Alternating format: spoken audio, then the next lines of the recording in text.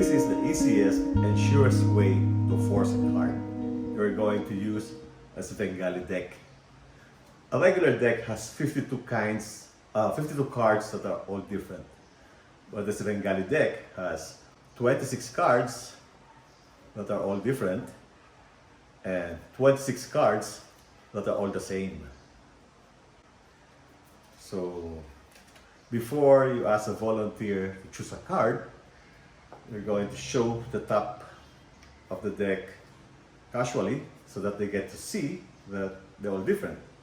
And because magic is based on assumption, they will assume that they're all different all the way down. So all you have to do is turn it over, in which case all these cards here are the same card. Okay. And so whatever they choose from here will be the card that you want them to get. Now here's a tip. When you show different cards, don't say, look, these are all different cards. Because when you say that, it becomes obvious that you're trying to deceive them. It's like you're hiding something.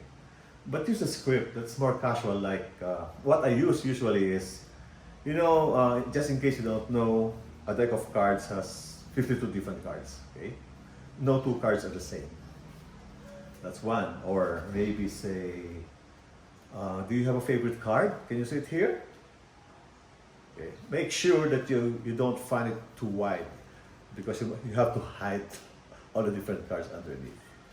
And I'm sure you can come up with your own script.